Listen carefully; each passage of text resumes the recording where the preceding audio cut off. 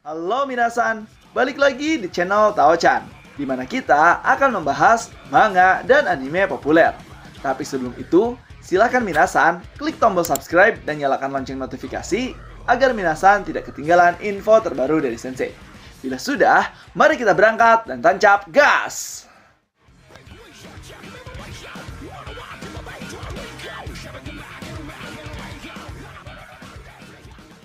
Chapter dibuka dengan diperlihatkan yaitu di mana kita bisa melihat Heimdall yang akan mengumumkan untuk pertarungan berikutnya sambil dia menaiki sebuah elang.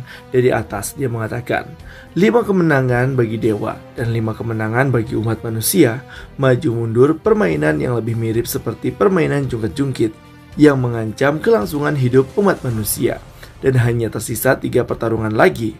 Ronde ke-11 pertempuran antara dewa versus umat manusia akhirnya telah tiba.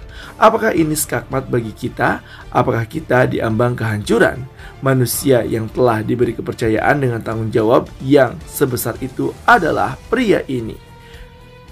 Kemudian kita bisa melihat si Mohaia yang mulai berjalan di sebuah hutan bersalju dan bahkan dikenalkan oleh Heimdall. Heimdall mengatakan, tahun 1939 Masehi, perang musim dingin, Uni Soviet memulai invasinya ke Finlandia. Pada saat itu, seorang petani mengambil senjatanya dengan tenang. Dia menghadapi para penyerbu yang telah menyerbu hutan dan bumi mereka yang indah tanah airnya, Finlandia. Bersama hutan dan tanahnya yang indah, dia menghadapi para penyerbu itu dengan membara. Dia telah menghentikan invasi 1 juta tentara Uni Soviet dengan peluru dan rasa takut. Di garis pertahanan Sungai Kola, angkatan pertahanan yang hanya terdiri dari 32 anggota berhasil mengalahkan 4.000 tentara Uni Soviet. Tingkat akurasinya 100%, yang artinya dia selalu berhasil. Target apapun yang ditangkap oleh skup itu pasti akan kalah. Dia yang seorang diri mampu menumpahkan darah sebanyak 543 orang saat cuaca bersalju. Penembak jitu terkuat dalam sejarah umat manusia. Mereka memanggilnya The White Dead, si Mohaia. Kemudian kita bisa melihat si Mohaia yang nampaknya membawa anjing peliharaannya untuk bertarung. Namun tiba-tiba saja pada saat dia akan memasuki arena pertarungan, si Mohaia mengatakan, "Tunggulah di sini ya, aku akan segera kembali." Kemudian si Mohaia pun mulai memasuki arena pertarungan dengan melalui jembatan Sungai Kola. Di sini para dewa pun langsung mengatakan, "Hoi, tempat apa itu? Salju di belahan bumi mana? Salju itu turunnya ya." Kemudian tentara Finlandia berkata, "Aku pernah melihat tempat itu sebelumnya, hutan birch yang indah itu. Ya, tidak diragukan lagi, itu tanah air kita, hutan Finlandia." Yang nampaknya pertarungan kali ini dilakukan di hutan Finlandia langsung. Bahkan di sini Heimdall pun menjelaskan, arena untuk ronde ke-11 adalah apakah penampilan arena terbuka pertama dalam sejarah Ragnarok. Di arena itu adalah dunia yang terpisah dan sepenuhnya kebal terhadap pengaruh luar. Bahkan cuacanya selalu berubah. Arena ini telah diciptakan kembali dengan sempurna dengan kekuatan para dewa. Lebih jauh lagi, rincian pertempuran itu ditangkap oleh kamera mata burung. Mikrofon tupai yang presisi tinggi menangkap suara hewan dengan cara yang realistis. Semua pertarungan di arena luar akan disiarkan di layar multivasi besar yang tersedia di arena utama. Lebih jauh lagi, pertarungan yang meminta arena pertempuran seperti ini adalah bukanlah si Mohaia, melainkan petarung ke-11 dari pihak para dewa, dan dia adalah Dewa Loki. Yang nampaknya ini merupakan pertarungan di luar arena gladiator Ragnarok, bahkan di hutan Valhalla, tempat di mana Valkyrie si Mohaia menemukan si Mohaia. Kemudian di suatu rumah, yaitu terdengar suara musik yang dikumandangkan oleh sang perwakilan dari dewa. Manusia pun yang mendengar itu langsung ngeh bahwa itu adalah lagu Ride of the Valkyries dari Richard Wagner. Dan seketika dari atas muncullah sang dewa yang akan menjadi perwakilan para dewa untuk melawan umat manusia. Heimdall menjelaskan, dewa yang paling jahat dan licik di antara para dewa Nordik lainnya. Dia menipu para dewa, dia merayu mereka, dia juga mengkhianati mereka. Apa yang dia inginkan adalah kekacauan dan hanya akan membawa kehancuran dunia. Badut misterius yang dipenuhi dengan teka-teki dan bisa merubah wujudnya ini akhirnya menunjukkan dirinya. dan melangkah ke arena panggung pertarungan. Kemudian kita diperlihatkan, yaitu ada Aphrodite dan juga Dewa Shiva yang nampaknya sudah sehat walafiat. Aphrodite kemana saja ya? Baru ditampilkan sekarang ini. Aphrodite mengatakan, "Hara-hara, sungguh tarian yang menarik. Syukurlah aku tidak punya selera menari yang sama dengan dirinya," ucap Dewa Shiva. Kemudian setelah itu dibukalah topengnya dan bahkan ini adalah Dewa Loki. Heimdall menjelaskan, dewa kelicikan yang paling mengerikan di antara para dewa, dia adalah Loki. Loki pun nampak tersenyum kepada layar seperti mengisyaratkan kepada Brunhild. Brunhild pun di sini mengatakan, "Tuan Loki." Namun dewa-dewi dari mitologi Nordik mengatakan, "Akhirnya Loki muncul juga. Sungguh aura yang tak tahu malu. Manusia itu, aku jadi penasaran bagaimana akhir hidupnya nanti. Kalau Tuan Loki bertarung lagi, bencana pasti akan terjadi lagi. Menakutkan, sangat menakutkan," ucap Dewa Perdamaian Forseti dari Nordik. Melihat hal tersebut, Ares pun nampak kesal dan mengatakan, apa yang dipikirkan oleh Loki saat ini? Kenapa dia dengan sengaja memilih arena bertarung yang dikuasai oleh musuh? Hermes pun mengucapkan, ngomong-ngomong soal Tuan Loki, menurutku dia tak akan melakukan sesuatu yang bisa merugikannya. Pasti dia memiliki semacam rencana di balik itu semua. Ares pun mengatakan, ya ampun, seperti biasanya, dia memang sangat aneh. Zeus berkata, benar sekali. Kemudian di sini Zeus berkata, kekuatan Loki itu berbeda dengan yang lainnya loh. Ares mengatakan, berbeda apa maksudnya ayah? Zeus menjawab, bahkan jika kekuatan tempur musuh jauh di atas dan melampaui Loki, untuk beberapa alasan, dialah yang terakhir yang tetap berdiri di arena. Dia selalu yang tetap berdiri di akhir. Benar juga, itu mungkin saja. Jika Thor adalah prajurit tertinggi di antara para dewa Nordik, dia adalah pembunuh tanpa wajah. Kemudian setelah itu, di sini nampak Brunhild yang mulai mencemaskan Dewa Loki. Dia mengatakan, Tuan Loki, aku mohon kepadamu. Dan Brunhild pun tiba-tiba saja sadar bahwa Gear tidak ada di sana dan mengatakan, ngomong-ngomong, Gear ada di mana sekarang ya? Pertarungan sudah mau dimulai. Hah, andai kau tahu Brunhild, si Gear itu sedang bersama kekasihmu, yaitu Siegfried. Kemudian setelah itu, pertarungan pun dimulai. Bahkan si Moaiha telah siap-siap untuk mengekor si Loki ini yang di arena terbuka.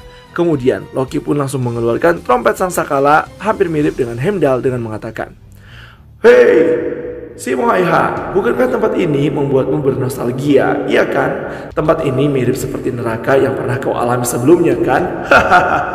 Tapi jangan khawatir, ini akan segera berakhir.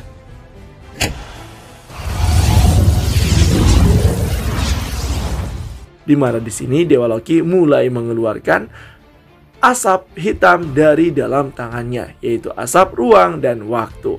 Heimdall pun yang melihat itu mengatakan, apa yang terjadi, Tuan Loki? Dia diselimuti oleh kegelapan, kabut hitam. Dan pada saat itu juga, ketika kabutnya sudah tidak ada, Loki mensaman beberapa dewa tertinggi dari Nordik termasuk Herakles, yaitu salah satu dewa yang telah mati. Dan apakah ini ilusi yang sama Loki ciptakan untuk menduplikasi Brunhild? Melihat hal tersebut, Brunhild, dewa Yunani, bahkan Jack the Ripper terkaget. Ada 3 dewa tertinggi yang dibangkitkan oleh Dewa Loki. Bahkan semua orang mengatakan, apa yang terjadi ini? Apa-apaan ini? Kemudian Loki pun mengatakan, aku merasa kasihan kepadamu, tapi aku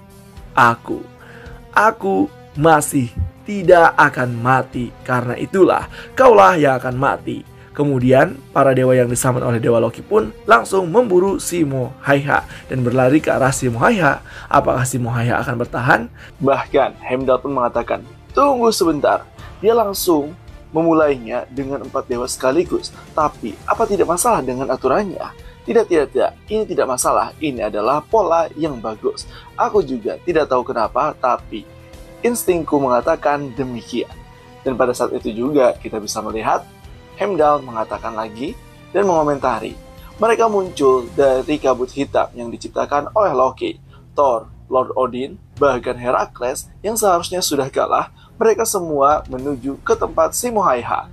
Mendengar hal tersebut, kita bisa lihat lagi, yaitu Aphrodite dan juga Dewa Shiva yang telah sembuh. Dewa Shiva mengatakan, hoi, apa kau serius? Oh, apa memang dia akan memulainya seperti ini ya? Yang nampak semua orang pun kaget apakah ini merupakan tindakan yang curang dari Dewa Loki. Umat manusia pun mengatakan, apa yang terjadi sebenarnya? Apa ini hanya halusinasiku saja? Apa ini sungguhan? Tidak, teknik ini adalah sihir dari Dewa Loki. Setelah itu kembali lagi ke arena pertarungan. Semua petarung pun nampaknya langsung membabat habis seluruh hutan untuk mencari si Mohaiha, termasuk Hercules. Di sini dia dikendalikan oleh Dewa Loki. Heimdall pun mengatakan, dengan kekuatan yang luar biasa, dia terus maju dan merobohkan pohon-pohon yang menghalangi jalannya. Ini bukan ilusi atau halusinasi, ini adalah kenyataan. Sedangkan di bangku VIP Dewa Yunani, nampak Dewa Ares yang sangat sedih karena melihat Hercules yang bangkit kembali dikendalikan oleh Dewa Loki. Sedangkan di tempat VIP umat manusia, nampak Jack the Ripper yang tidak terima. Bahkan Hawk mengatakan, tunggu dulu, bukankah 4 lawan 1 itu sudah melanggar aturan? Lalu bagaimana dia bisa ke Herakles? Tidak. Perbuatannya itu tidak akan pernah aku maafkan, ucap Jack the Ripper. Masih di dalam arena pertarungan, yang nampaknya ketiga klon tersebut masih mencari si Mohaiha, tapi masih belum ditemukan. Bahkan Heimdall pun mengatakan, sekarang sang White Death si Mohaiha, bagaimana dia akan melawan serangan sekaligus dari dewa-dewa ini? Apa? Kemana dia pergi? Tidak ada, dia pasti ada di bawah bayangan pohon itu. Beberapa saat yang lalu, si Mohaiha dia hilang begitu saja. Yang nampaknya Heimdall hilang pengawasan kepada si Mohaiha dan langsung menghilang. Di gua juga tidak ada, bahkan Heimdall pun mencari-carinya. Heimdall berkata, seperti penembak jitu lainnya, dia pasti sedang bersembunyi di suatu tempat di hutan ini. Apa dia sedang merencanakan strategi dengan satu serangan mematikan? Loki pun berpikir begitu, masih belum menemukan si Mohaiha. Dia mengatakan, penembak jitu terhebat dalam sejarah umat manusia ya. Dia jago juga dalam permainan petak umpet ini. Tapi aku tidak bisa menemukannya. Kalau begitu, apa boleh buat ya? Dan Loki pun langsung memakai dan mengeluarkan sebuah cincin dari kantongnya. Pada saat itu juga tiba-tiba saja kabut hitam mulai muncul dari tangannya seperti dia mengeluarkan para klone. Loki mengatakan, akan kutingkatkan lagi jumlahnya. Dan dalam seketika, kabut pun langsung menyelimuti arena pertarungan. Bahkan Heimdall pun mengatakan, kali ini kabut hitam menutupi seluruh hutan. Aku tidak bisa melihat apapun apa yang akan Tuan Loki lakukan ya. Herakles, Lord Odin, Thor, mereka semua muncul dari kabut hitam itu dan jumlahnya lebih banyak lagi dari yang sebelumnya. 20, 50, 100, tidak, saking banyaknya sampai tak terhitung jumlahnya. Yang ternyata kita bisa melihat bahwa pasukan Herakles, Thor dan juga Dewa Odin makin bejibun menutupi bahkan mengisi arena pertarungan yang ada di sana. Loki pun langsung berdiri dan melayang, menginstruksikan seluruh kloningan tersebut untuk menghabisi si Mohaiha dan menyerangnya secara bersamaan. Loki memerintahkan, habisi mereka. Pada saat itu juga Heimdall yang melihat pembantaian tersebut mengatakan, sah, 3 dewa dengan jumlah yang sangat banyak, mereka berbondong-bondong untuk memenuhi seisi hutan ini. Ini sih bukan lagi pertarungan, tetapi pembantaian. Di penonton bangku umat manusia, Sasaki Kojiro, Hirsch, dan Miyamoto Musashi berkata, apa yang terjadi? Ada banyak sekali dewa di sana. Apa ini sejenis ninjutsu atau sejenisnya? Aku tidak begitu mengerti tentang teknik itu. Tapi pada saat ini, tidak penting di mana dia bersembunyi. Ini hanya masalah waktu sampai Loki menemukan si Mohaiha, ucap Sasaki Kojiro. Loki pun langsung mengeluarkan trompet sangsakala yang mirip dengan miliknya Heimdall. Dia mengatakan, Sniper Kun, apa kau terkejut? Seperti yang kau lihat, aku juga jago main petak umpet loh. Tidak ada jalan keluar untukmu sekarang. Sayang sekali ya, karena aku akan segera menemukanmu. Tapi sebelum kau mati dalam pertarungan ini dan pergi ke Niflheim, aku akan memberitahumu apa sebenarnya mimpi buruk ini. Bukankah pertarungan harus adil, benar kan? Jadi akan aku jelaskan ya. Kemampuanku adalah Clown Ring Heimskringla. Sederhananya kekuatan untuk mereplikasikan segalanya. Contohnya saja seperti ini. Loki pun langsung mengambil salah satu tupai yang ada di sekitarnya. Dia pun lanjut menjelaskan. Dengan kemampuan ujung jariku ini seperti segel dengan mendekatkan jariku kepada objek. Aku bisa memasukkan objek apapun yang aku sentuh, menghafalnya, dan menyimpannya. Begitulah. Dan dengan sedikit dari benih terigu dan juga kemampuan dari telapak tanganku, aku bisa menciptakan objek yang telah kusimpan sebelumnya. Benda, manusia maupun dewa, aku bisa menciptakannya kembali apapun objek yang pernah aku sentuh. Jadi intinya teman-teman semua, Loki ini bisa menduplikasikan dewa, manusia maupun benda, apapun yang telah dia lihat, sehingga dia mengeluarkan kemampuannya ini terhadap Simo Haiha dengan mengeluarkan 3 dewa tertinggi. Lalu Loki pun mengatakan lagi, lalu cincin ini adalah sebuah artefak suci, cincin pengganda. Biasanya aku hanya bisa membuat 5 salinan sekaligus. Tapi kalau aku menggunakan cincin ini, aku bisa menggandakan dalam jumlah yang tak terbatas sekalipun. Jadi sesuka hatiku. Orang-orang pun, para dewa yang mendengar hal tersebut berkata, dia bisa menggandakan tanpa batas. Apa kau bercanda? Itu curang namanya. Loki pun tertawa terbahak-bahak lalu menjelaskan lagi. Jadi, medan perang yang luas ini akan nampak seperti keuntungan bagimu sebagai penembak jitu. Tapi sebenarnya, area ini juga menguntungkan bagiku untuk menyerangmu dengan jumlah tak terbatas ini. Bagaimana menurutmu? Bukankah ini perburuan yang adil bagi kita berdua, iya kan? Tapi, semakin aku menambah jumlahnya, karena kekuatannya juga ikut tersebar, mungkin itulah titik kelemahanku. Yang nampaknya Loki ini sengaja membocorkan kekuatan dan juga kelemahannya. Loki pun tiba-tiba langsung kaget dan mengatakan, aduh, gawat, aku keceplosan. Tapi ya sudahlah, aku hanya membunuh manusia lemah sih. Jadi tidak perlu khawatir, ini mudah bagiku. Sedangkan di VIP para dewa Yunani, Ares yang nampak kebingungan dengan mengatakan, dasar pria ceroboh, dia jadi terbawa suasana dan mulai bicara omong kosong. Dia bahkan mengungkapkan kelemahannya. Namun Hermes mengatakan lain. Rasanya tidak mungkin Tuan Loki melakukan kesalahan seperti itu. Dia kan bukan dewa seperti kakak Ares. Wah, nampaknya Ares di sini disinggung ya oleh Hermes karena ketololan dan kebodohannya. Kemudian Zeus pun menjelaskan, jelas saja, kalau Loki bukan tipe dewa yang melakukan tindakan ceroboh seperti itu, pasti ada tujuan di balik ini semua. Hermes pun ikut menjelaskan, tujuannya adalah agar orang-orang mendengar kelemahan dari kemampuannya. Mengenai pemilihan arena bertarung ini, sepertinya ada banyak hal yang dia sembunyikan. Ares pun berpura-pura pintar dengan mengatakan, benar kakak, aku juga berpikir begitu sekarang. Ada hal yang disembunyikan, pasti ada hal yang Loki sembunyikan. Namun di sini Zeus memprediksikan, semuanya benar. Loki memang menjelaskan bagaimana kekuatannya, tapi dia juga mencampuri sedikit kebohongan di dalamnya.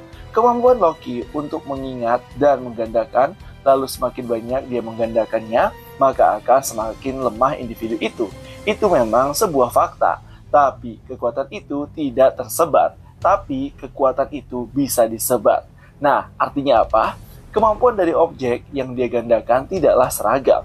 Loki menerapkan gradasi perbedaan berdasarkan kebijaksanaannya sendiri.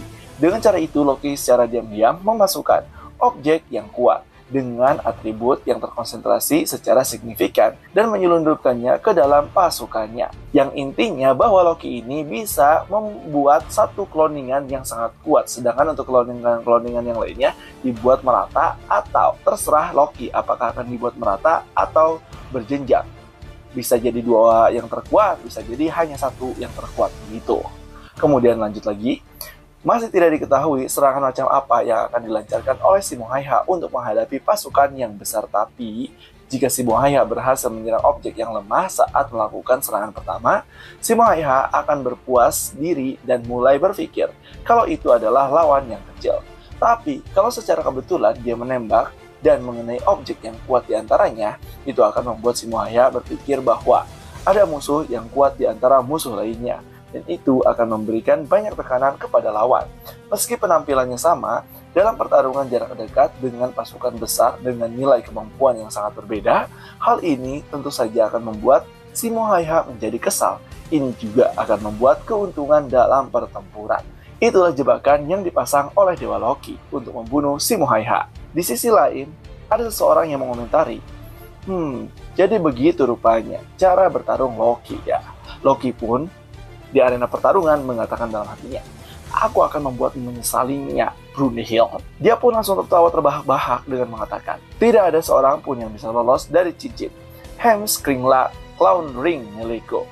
Heimdall pun yang melihat makin bejibun dewa-dewa itu langsung mengomentarinya. 3 pasukan besar menyerbu hutan dan melanjutkan serangan mereka. Ini sih sudah namanya pembantaian. Namun tiba-tiba saja, sebuah tembakan tunggal yang mengguncang udara terjadi pada saat yang bersamaan. Para penonton yang menyaksikan sebuah keajaiban yang rasanya mustahil, senapan favorit Simo Häyhä, Musinagad, memiliki kecepatan moncong 10 meter per second. Dengan kecepatan lebih dari 2 kali kecepatan suara, peluru tunggal telah ditembakkan. Dan pada saat itu, serangan berubah menjadi cahaya yang menyilaukan. Semua objek pun, dewa-dewa yang dikloning melihat cahaya tersebut, nampak sebuah peluru yang mulai menyebar dan seperti pusaran air. Kemudian di situ juga dijelaskan, penyebaran ini layaknya helai-helai bunga bermekaran yang tak terhitung jumlahnya. Dan dalam seketika, ketika para kloningan bengong, dadadadar, headshot. Semua kloningan milik Dewa Loki terkena di kepala dan Loki pun langsung terkaget melihatnya. Karena dewa-dewa yang diperkuat, bahkan dewa-dewa yang biasa, langsung saja kena headshot sehingga tidak bisa apa-apa. Loki pun langsung shock dan mengatakan, bahkan Thor yang sudah kutingkatkan kekuatannya pun masih bisa dikalahkan. Apa-apaan ini? Keajaiban yang disaksikan oleh penonton tidak lain adalah layaknya bunga berdarah para dewa yang tercerai-berai hanya dengan 1 tembakan saja. Semua penonton pun, dewa maupun manusia, langsung tercengang melihat hal tersebut. Bahkan Dewa Loki pun langsung kaget. Seketika, dewa yang begitu banyaknya langsung habis dalam 1 kali serangan saja. Dewa Loki pun makin kesal dengan mengatakan, sebagian besar objek yang kugandakan adalah objek yang telah aku sempurnakan, tapi semuanya musnah hanya dalam 1 serangan saja. Jadi ini kekuatan yang telah dipersiapkan Brunhild, kekuatan seorang prajurit yang bisa mengalahkanku. Awas kau, Simo Häyhä. Dan teknik itu bernama teknik serangan anti-dewa Ilmatar, di mana Simo Häyhä sudah menempati posisi yang enak dan bahkan bisa menghabisi para dewa dengan jarak yang lumayan jauh. Namun karena kekuatan yang luar biasa ini, Simo Häyhä pun harus batuk berdarah dan meninggalkan luka.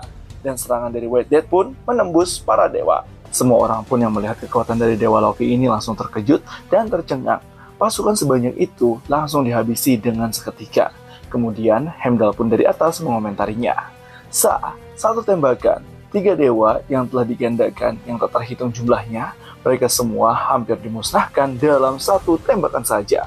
Kemudian setelah itu kita pun melihat reply dan dijelaskan oleh Heimdall. Peluru tunggal yang telah dia lepaskan terbagi menjadi beberapa bagian yang tak terhitung jumlahnya, menjadi hujan peluru yang tersebar ke penjuru hutan, dan membuat para dewa menyembur menjadi bunga-bunga berdarah yang berhamburan. Dari situ, Loki pun yang awalnya petantang petenteng memperlihatkan kekuatannya kepada Simo Häyhä. Seketika dia pun bersembunyi karena takut ditembak tanpa mengetahui arah tembakannya dari mana.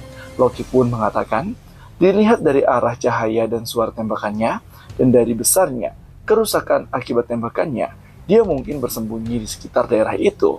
Namun ternyata, tebakan Loki memang tidak salah. Tebakan Loki memang benar.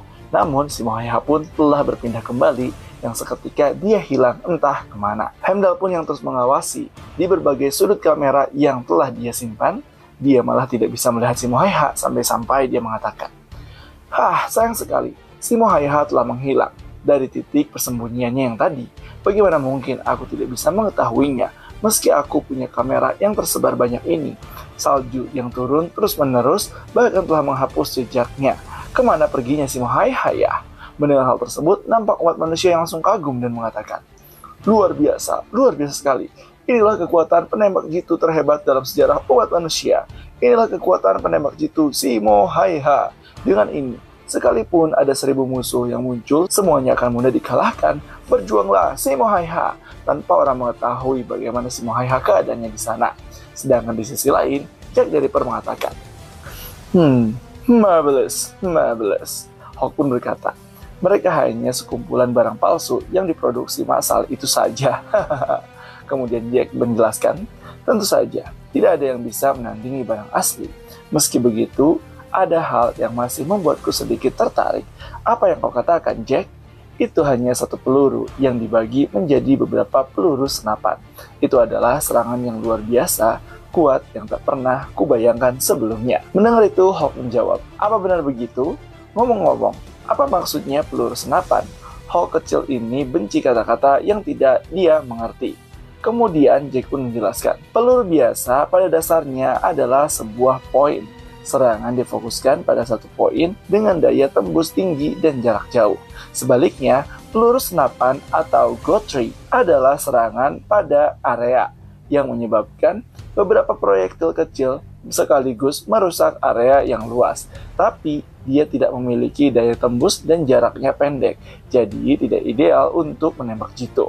Jack pun langsung menjelaskan kembali, tapi tidak ada satupun kekurangan yang aku sebutkan yang terlihat dalam serangan beberapa saat yang lalu. Jangkauan efektif, kemampuan menembus, dan akurasi tembakan bukanlah hal yang normal untuk ukuran peluru senapan. Mungkin ada semacam kekuatan khusus di balik itu semua. Aku jadi penasaran, emosi seperti apa yang ada di dalam peluru itu. Mendengar hal tersebut, Hulk pun mengatakan, kekuatan khusus ya. Sedangkan di sisi lain, di bangku Dewa Yunani, nampak Ares yang amat kesal atas matinya Herakles untuk kedua kalinya. Dia berkata, meski mereka semua palsu, melihat teman suciku Herakles terbunuh sekali lagi adalah perasaan yang sangat mengerikan. Dan yang lebih buruk, terbunuh dengan senjata api manusia. Tidak diragukan lagi bahwa senjata api yang diproduksi oleh peradaban manusia seharusnya tidak akan bisa melukai tubuh dewa. Tapi apakah hal yang sama berlaku untuk salinan yang dibuat oleh kekuatan ilahi Loki ya? Ares pun sambil mengoyak-ngoyak Hermes mengatakan lagi, "Nah, Hermes, coba katakan bagaimana menurutmu?" Hermes menjawab, "Iya, aku juga begitu.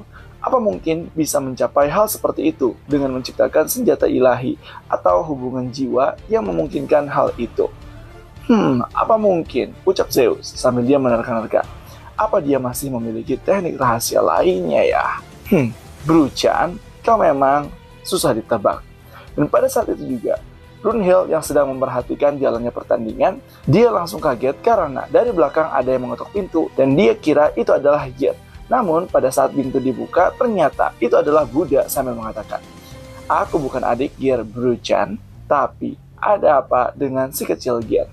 Mendengar hal tersebut, Brunhild menjawab, "Tuan Shaka, tidak terjadi apa-apa. Apa ada hal yang ingin Tuan Shaka bicarakan denganku?" Buddha pun menjawab, saat aku sedang menonton pertarungan tadi, ada sesuatu yang menarik perhatianku. Manusia si penembak jitu itu, bukankah dia itu luar biasa? Apa yang pernah aku ajarkan padamu tentang takdir bersama?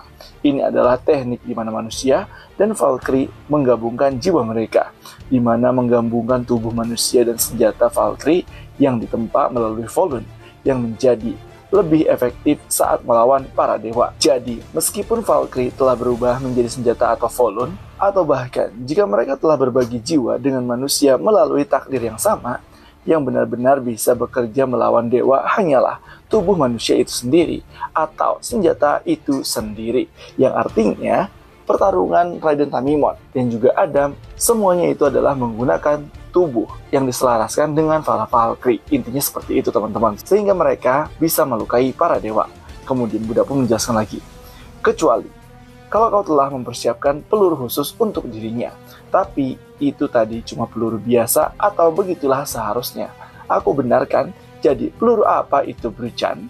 Nah, pada saat mendengar hal tersebut, saya juga penasaran nih, penjelasan dari Brunhild. Peluru seperti apa sih yang dilakukan oleh si Mohaiha? Kemudian Brunhild pun menjelaskan, aku tidak melakukan apapun. Itu adalah harga yang harus dibayar. Buddha pun mendengar itu langsung bertanya-tanya, harga yang harus dibayar, apa maksudnya itu? Brunhild menjelaskan, di antara seluruh umat manusia, bahkan termasuk semua dewa sekalipun, orang yang bisa menembakkan peluru itu hanyalah si Mohaiha itu sendiri. Apa yang terjadi saat itu? Apa yang dia masukkan ke dalam pelurunya? Itu adalah sebuah pengorbanan, yaitu ginjal. Yang ternyata si Mohaiha di sini menggunakan beberapa organ dalam tubuhnya untuk membuat senjata agar bisa efektif dan dapat membunuh para dewa. Di situ kita diperlihatkan ginjalnya yang mulai sedikit demi sedikit terkikis dan bahkan si Mohaiha mengorbankannya untuk dibuatkannya sebuah peluru. Dan nama teknik dari peluru si Mohaiha ini adalah Amarah Malaikat Maut Ihsan Mir. Itu benar, dia menciptakan peluru yang sangat kuat dengan menggunakan salah satu organ dalamnya sebagai harga yang harus dia bayar. Dan dari situ, Buddha mengeluarkan ekspresi yang sangat ketakutan, bahkan mengerikan. Dia mengatakan, menggunakan organ dalamnya sebagai peluru. Hah, apa maksudnya? Tidak. Bukankah hal itu terlalu menyakitkan, Bruchan? Maksudku, tentu saja, kalau peluru itu bagian dari tubuhnya, peluru yang bisa melukai dewa. Tapi kenapa cara bertarungnya seperti itu? Hal seperti itu jauh melampaui sekedar memiliki pikiran yang jernih. Aku menghormati orang seperti itu loh. Aku jadi penasaran, hidup seperti apa yang dia jalani sampai dia menjadi seperti itu. Brunhilde pun menjelaskan, Simo Häyhä adalah pahlawan perang. Dia telah membunuh banyak musuhnya. Tapi meski dia berjuang untuk melindungi tanah airnya, baginya menembak seseorang adalah beban yang tak tertahankan dan sangat menyakitkan. Oleh karena itulah, kekuatan ini tercipta. Rasa sakit yang tak tertahankan yang dia rasakan saat menghancurkan tubuh dan jiwanya, itulah penebusannya. Karena itulah Simo Häyhä akan menebus setiap inci dan setiap nyawa yang telah dia bunuh dengan organ dalamnya, supaya dia sendiri bisa merasakan rasa sakit itu.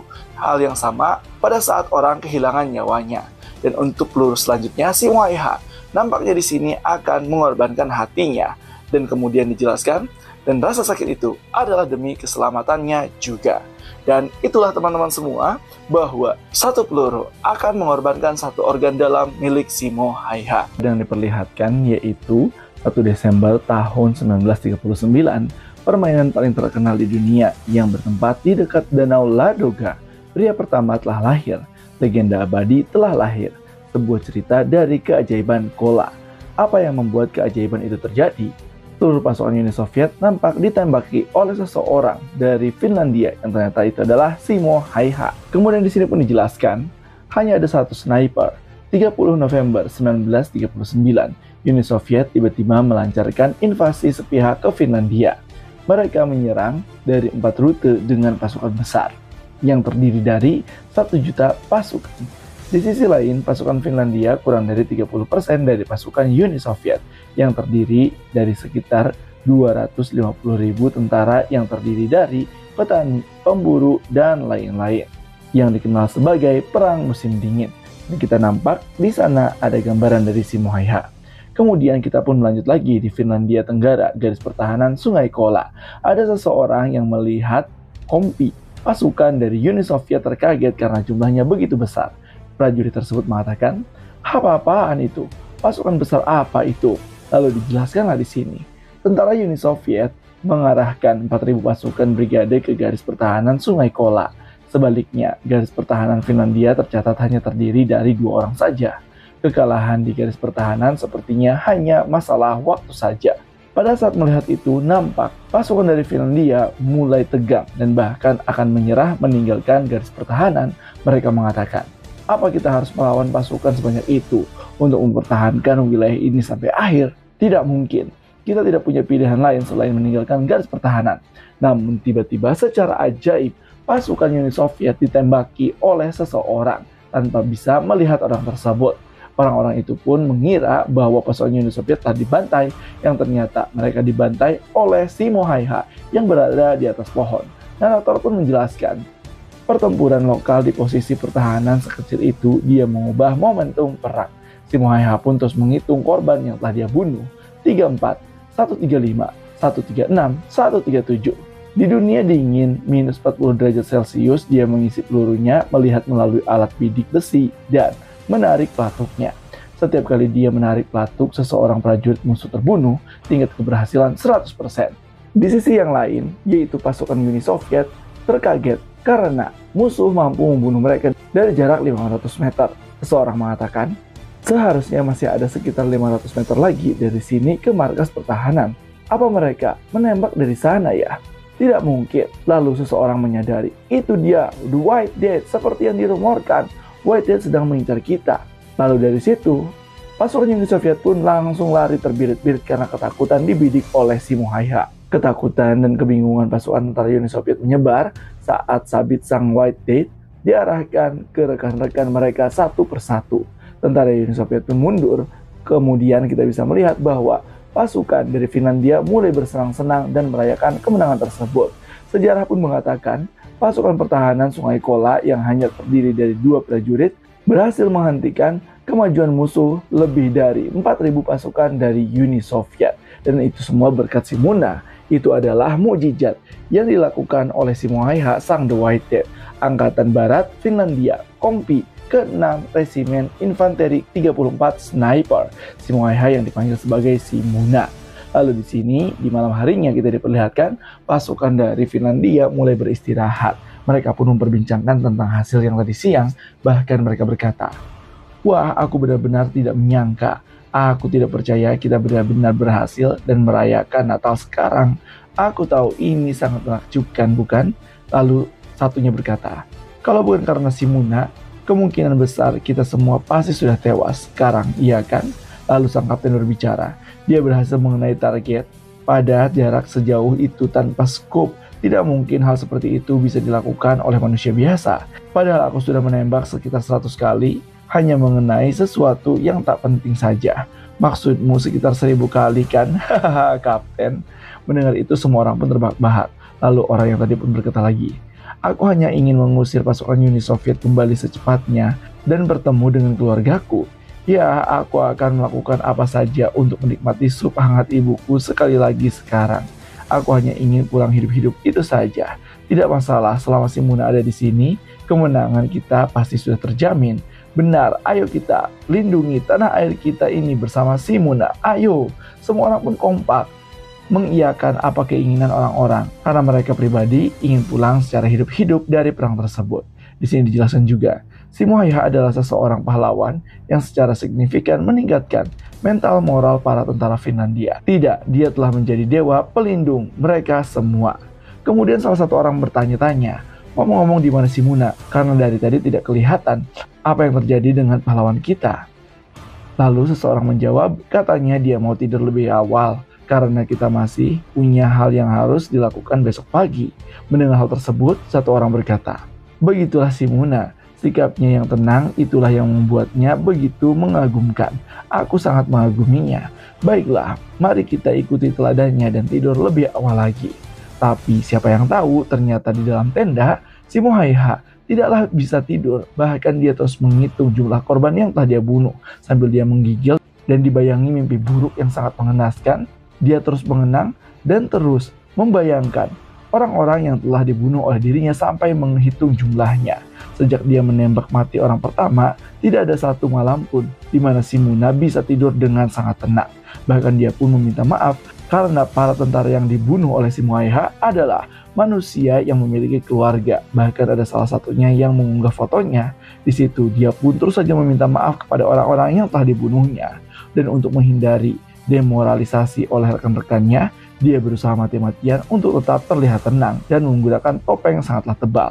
Karena setiap kali dia menarik pelatuknya, setiap kali pelurunya menembus prajurit musuh, jantung Simohaiha serasa tertusuk dari dalam dan darah segar mengalir dari lukanya.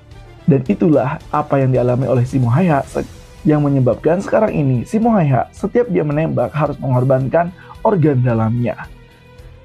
Padahal pun berpindah lagi ke keesokan harinya, perang musim dingin 1 minggu sebelum berakhirnya Perang 6 Maret tahun 1940 dari depan Sungai Kola.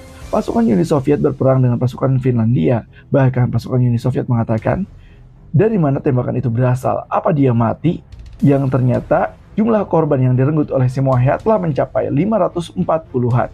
Simohaiha pun terus membidik dan menghantam satu korban lagi. Di sini dijelaskan, dikonfirmasi dia berhasil menembak pasukan musuh melampaui 540 jiwa. Namun pada saat itu juga ternyata pasukan dari Uni Soviet tidak ingin kalah dan menembakkan kepada Simohaiha dengan mengatakan, "Sialan, di mana si Whitehead itu? Dasar bodoh, jangan lakukan itu," ucap rekannya. Dan pada saat itu juga orang tersebut langsung terkena tembakan oleh Simohaiha. Dan pada saat itu juga tepat sekali, orang tersebut langsung menekan tembakan kepada Simohaiha. Dan apakah itu lelucon dari para dewa? Ternyata tidak. Pelatuk yang ditarik oleh penembak jitu musuh di saat-saat terakhir mengirimkan peluru yang terbang ke arah yang tak terduga. Peluru itu seharusnya tidak mengenai sasarannya, tetapi peluru itu mantul dan mengenai si Muhaiha. Nasib tragis menimpa si pencabut nyawa itu, yang ternyata peluru tersebut langsung menembak si Muhaiha tepat di rahangnya, yang membuat si Muhaiha langsung pingsan. Rekan-rekannya pun yang melihat hal tersebut langsung menghampiri si Muhaiha dan mengatakan, "Rahangnya, tim medis, cepat datang kemari." Dan di situ dijelaskan, di tengah kekacauan rekan-rekannya dan rasa sakit yang luar biasa itu, yang dirasakan oleh si Muhaiha adalah, "Ini tak cukup, aku tak berharap untuk dimaafkan atas kejadian ini saja. Tapi, meskipun begitu, aku merasa sedikit saja, aku merasa sedikit terselamatkan." Wah, ini si Muhaiha udah bau-bau bakal kalah oleh Dewa Loki. Sudah menyampaikan pesan-pesan terakhirnya, lebih baik dia mati daripada dia harus menanggung dosa dan terus dibayang-bayangi oleh rasa bersalah. Walaupun dia selamat, tetap saja si Muhaiha terus mengenang hal-hal tersebut. Hingga pada suatu hari, ketika perang berakhir, si Muhaiha pun sadarkan diri. Dan itu adalah jumlah resmi sniper yang berhasil dibunuhnya adalah 542 tentara tertinggi dalam sejarah manusia yang dicatat oleh Guinness World Record. Sniper terkuat dalam sejarah manusia yang tak tertandingi dalam keahlian menembaknya. Juga merupakan pria dengan hati yang paling baik. Setelah diperlihatkan masa lalu dari si Muhaiha, kita pun kembali lagi ke pertarungan antara si Muhaiha versus Dewa Loki. Di sini si Muhaiha mengorbankan hatinya dengan menggunakan jurus amarah malaikat maut Isanma.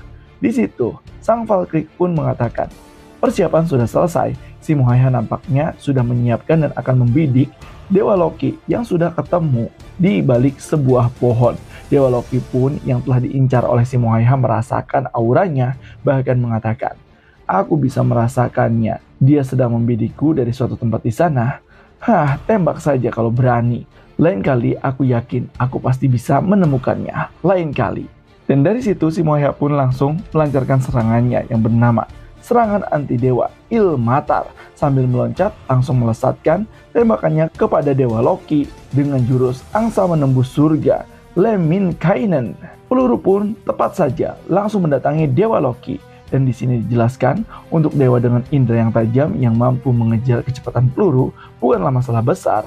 Di situ Dewa Loki pun langsung memprediksikan arah tembakannya dengan mengatakan, posisi dari mana dia menembak tidak akan luput dari perhatianku. Ini sangatlah mudah.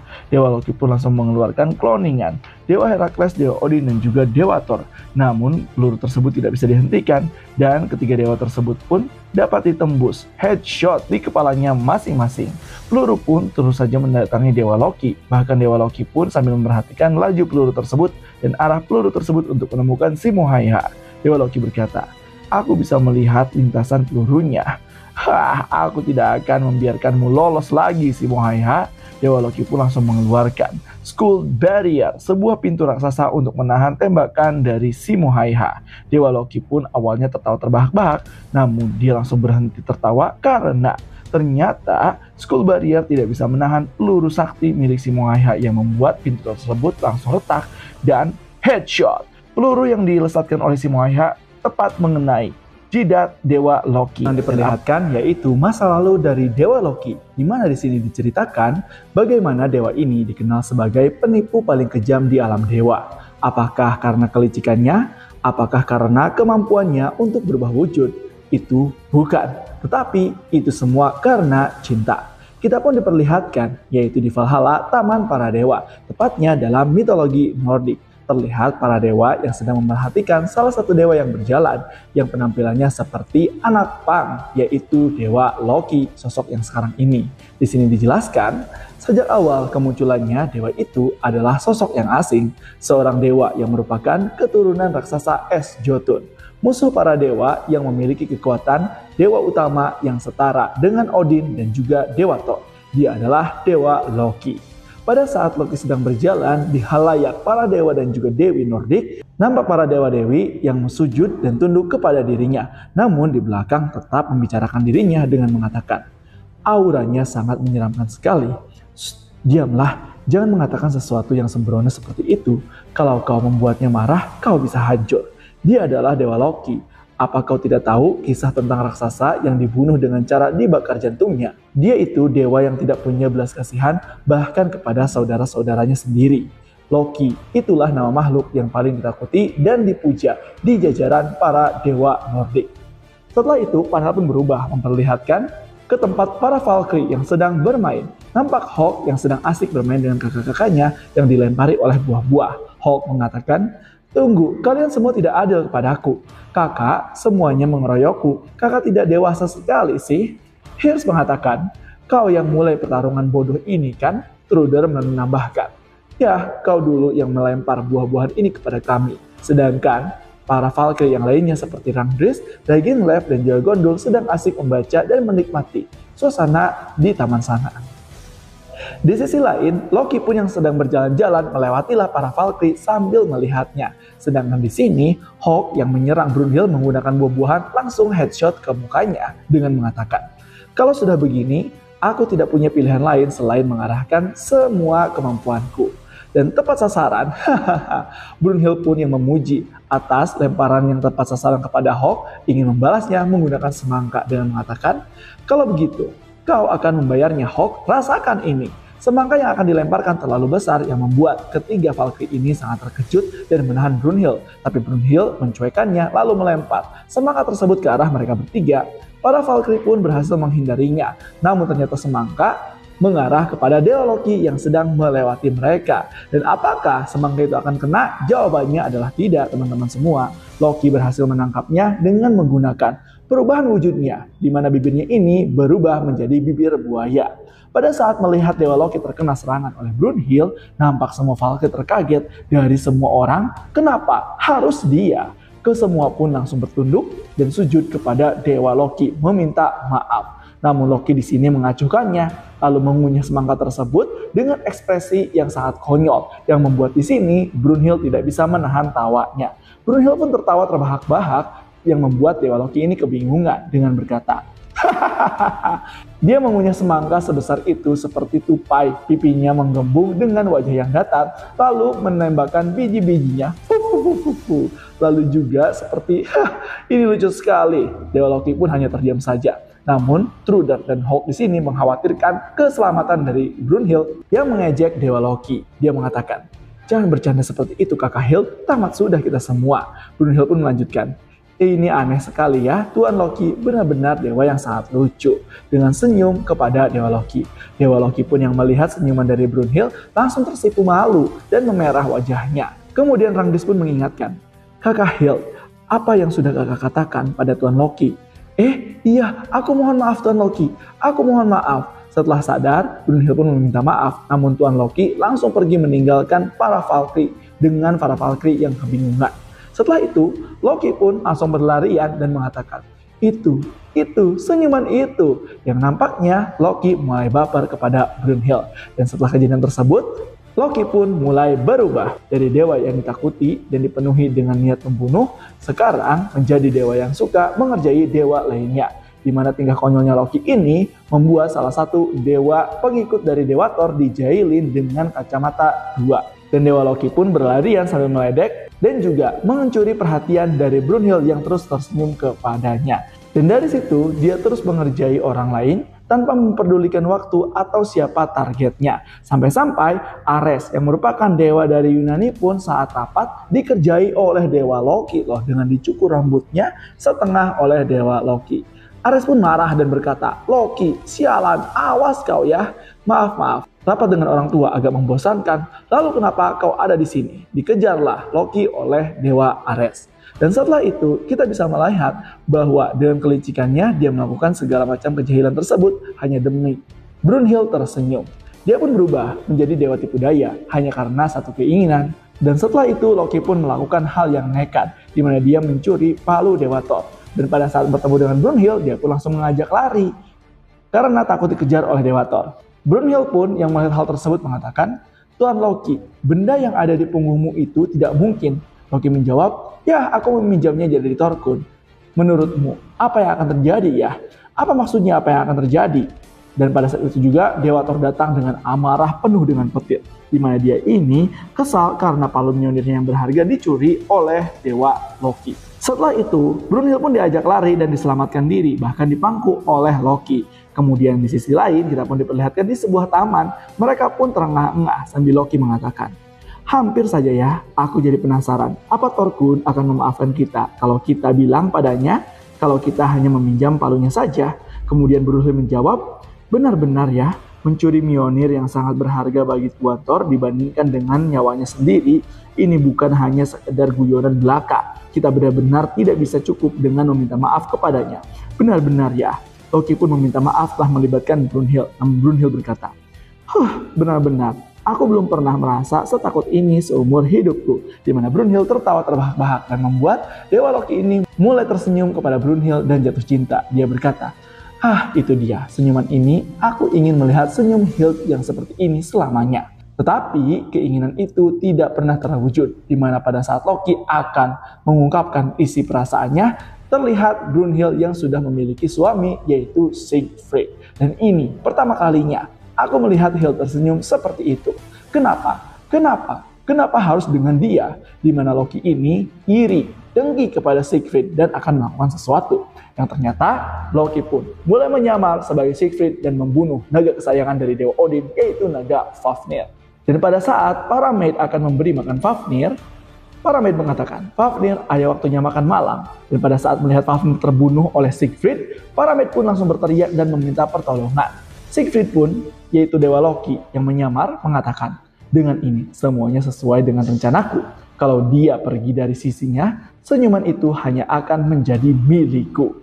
Kemudian setelah itu, kita diperlihatkan Brunhild dan juga Siegfried yang dipanggil oleh Dewa Odin. Mereka mengira Odin akan memberikan ucapan selamat atas pernikahannya, hingga Brunhild berkata, "Aku tidak pernah menyangka kalau Tuan Odin akan mengundang kita untuk datang dan memberi ucapan selamat atas pernikahan kita. Ya, sepertinya dia sudah tahu tentang kabar kita ya. Kalau begitu, ayo kita berjanji untuk bahagia bersama selamanya." Namun, pada saat mereka masuk, mereka langsung dikepung oleh pasukan dari Dewa Odin dan dituduh bahwa Siegfried lah yang membunuh naga Fafnir. Brunhild mengatakan, "Apa-apaan ini? Apa maksudnya semua ini Tuan Odin?"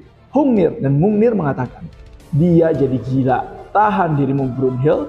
Loki pun berkata, "Sayang sekali ya Brunhild. Tuan Loki, apa maksudnya ini?" Loki menjelaskan, Siegfried yang ada di sana itu telah membunuh naga Fafnir. Siegfried pun yang mendengar itu tidak terima dan mengatakan, "Aku? Kenapa aku harus membunuh naga kesayangan Tuan Odin? Tuan Odin memanggil kami untuk memberi ucapan atas pernikahan kami kan?" Para gagak mengatakan, "Apa kau benar-benar mengira kau dipanggil untuk masalah sepele seperti itu, Itu hanya alasan untuk memancing kalian keluar agar kalian tidak bisa lagi melarikan diri." Ditambah lagi saksi, maid yang mengatakan, Hamba telah melihatnya sendiri. Tuan Siegfried lah yang telah membunuhnya." Siegfried pun kebingungan, lalu Odin mengatakan, "Kalau kau punya penjelasan, cepat beritahu aku. Kenapa kau membunuh naga penjaga istanaku? Apa rencanamu yang sebenarnya, Siegfried?" Lalu Siegfried menjelaskan, "Tidak, itu pasti bukan aku. Pasti ini ada kesalahan."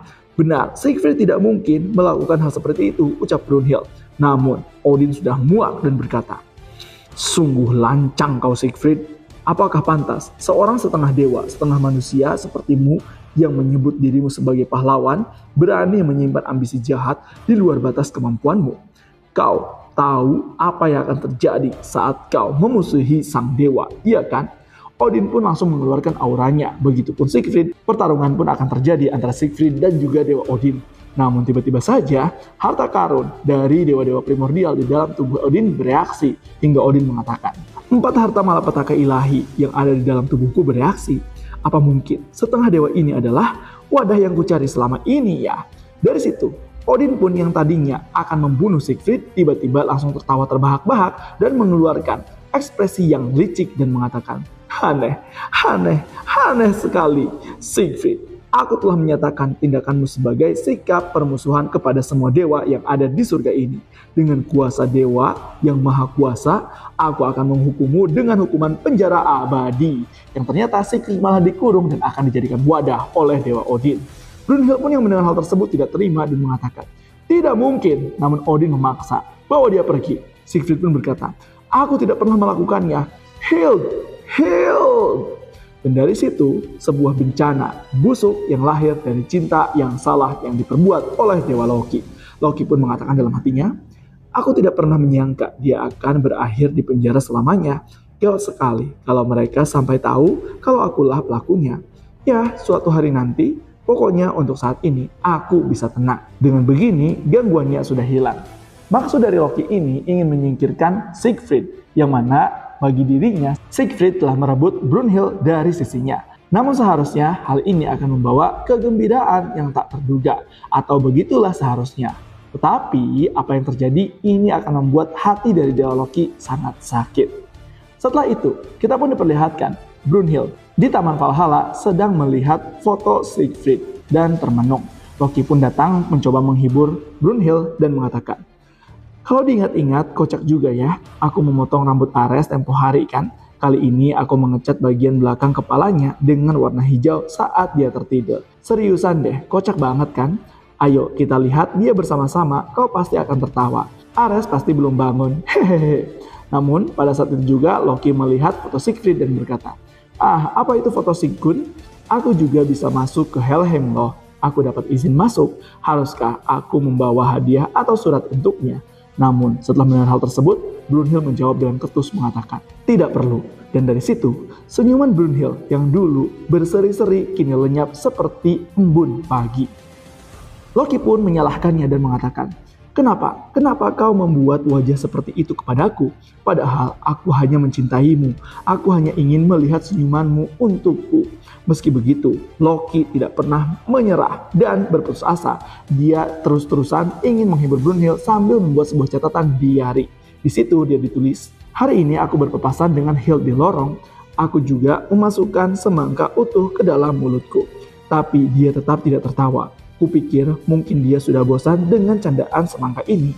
Hari ini aku makan pai salmaika kesukaannya sekaligus, tapi Hild masih tidak tersenyum lagi. Hingga pada saat itu tiba, aku percaya suatu hari nanti senyum itu akan kembali.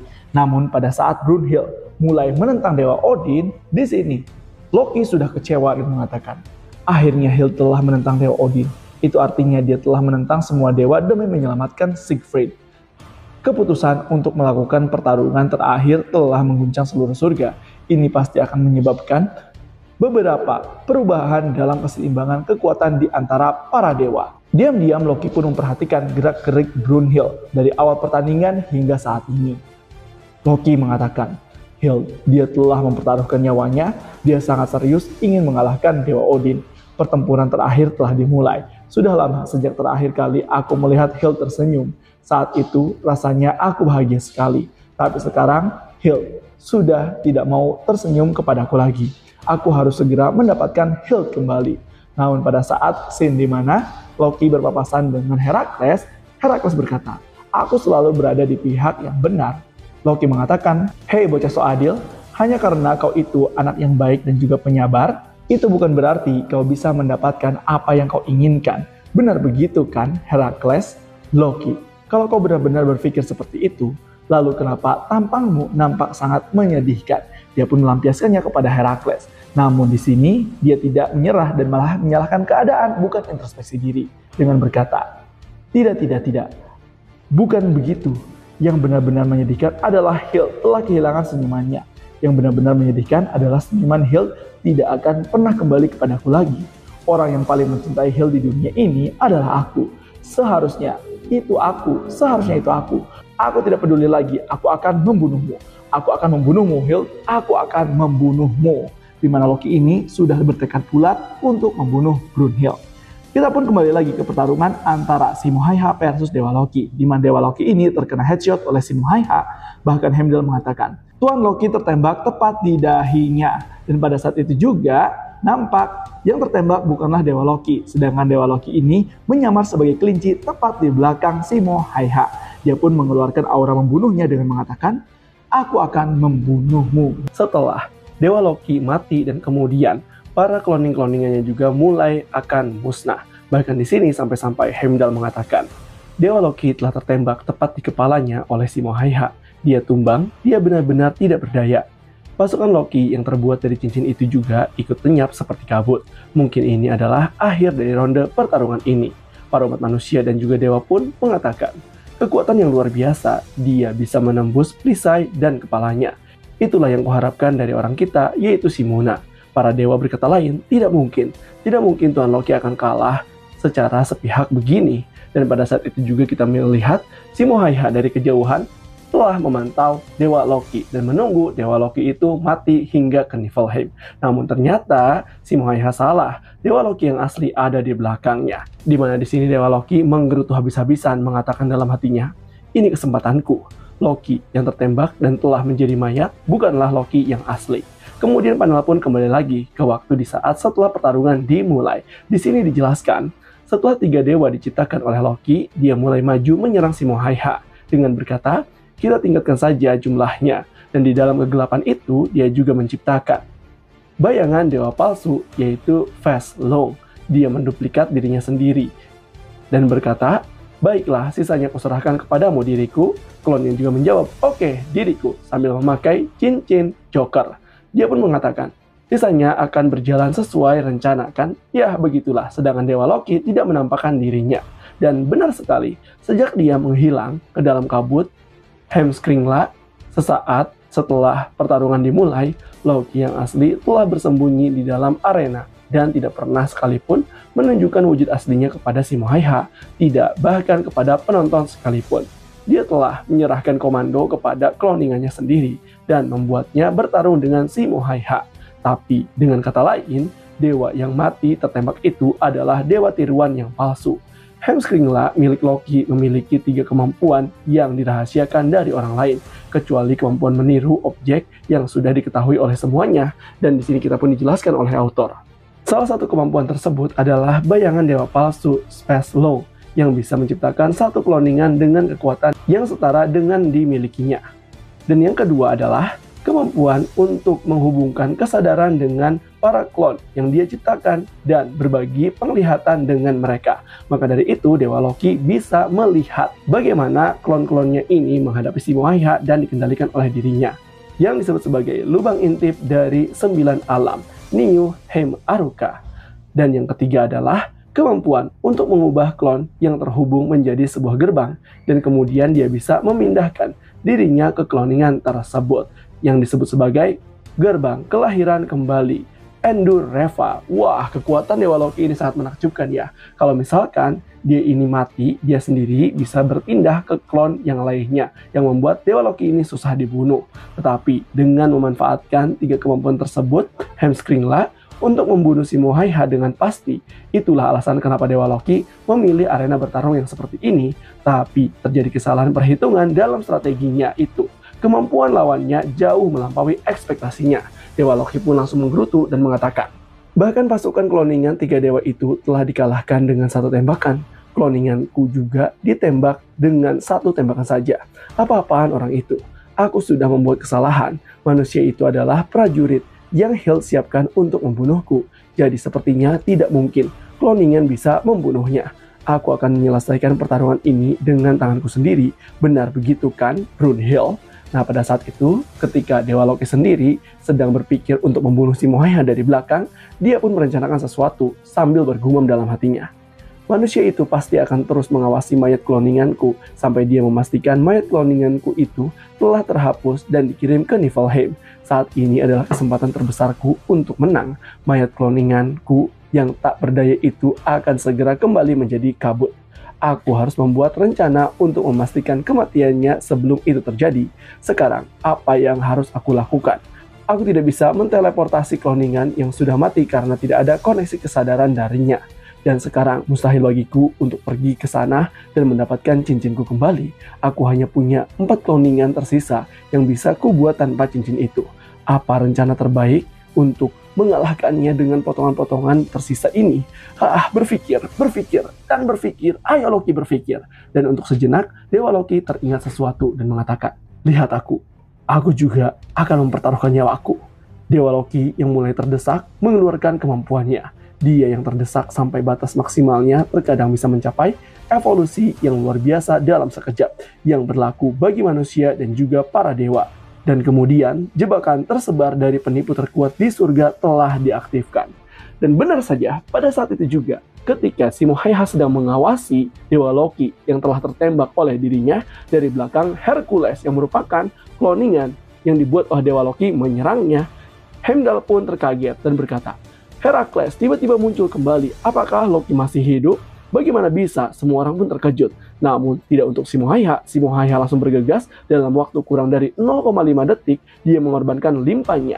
Dan sejak dia menyadari keberadaan musuhnya, mengisi peluru, membidik, dan menembak, dia hanya membutuhkan waktu. Tidak lebih dari 0,5 detik, peluru berkecepatan dewa itu menembus tepat ke jantung target dengan sangat presisi, yang dinamakan sebagai sniper anti dewa nafas roh Miali. Simo Haiha pun tepat mengarah ke jantungnya dan mengatakan 3, yang artinya jumlah korban yang telah di-headshot oleh dirinya berjumlah 3 orang. Namun apa yang terjadi? Dan pada saat itu juga ketika Simo Haiha telah melakukan hal tersebut, dari belakang Simo Haiha nampak Dewa Loki dan juga Dewa Thor yang merupakan kloningannya muncul di sana dan akan menghabisi Simo Haiha. Semua orang pun terkejut dan mengatakan, "Wah, apa-apaan tahun Loki ini?" Loki, itu dia Dewa Loki yang seharusnya sudah mati. Akhirnya pedang mengerikan itu telah memasuki jangkauan untuk mencapai Simo Haiha. Namun ternyata teman-teman semua bahwa yang di sana itu bukanlah Dewa Loki yang asli, melainkan Dewa Loki yang menyamar sebagai Hercules itulah yang asli yang telah ditembak oleh Simo Haiha. Yang nampaknya di sini Dewa Loki mengorbankan dirinya untuk menjebak si Simo Haiha dengan mengatakan, "Benar, benar sekali, yang akan membunuhmu adalah aku." Dan ada kemungkinan besar bahwa Loki ini akan mulai berpindah dari tubuh Hercules ke tubuhnya yang asli atau pindah lagi ke Dewa Thor sebelum Simo Haiha menyadarinya. Yang diperlihatkan yaitu komentator dari seorang Jack the Ripper pada saat dia bersantai di Valhalla setelah melihat pertarungan ronde ke-11 antara Dewa Loki versus Simo Haiha. Dia sendiri mengomentari bahwasannya pria itu dengan tenang memulai ceritanya.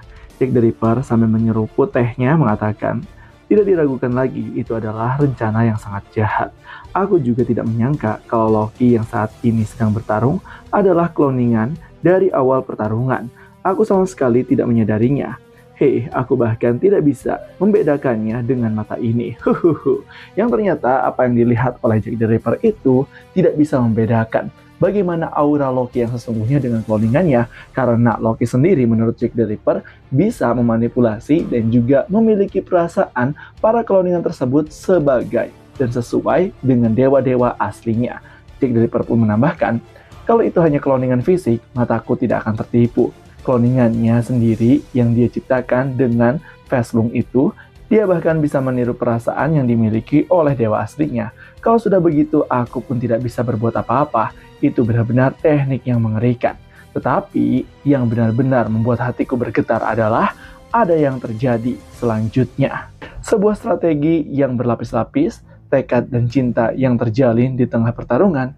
Bahkan sekarang saat aku mengingatnya, tubuhku jadi merinding.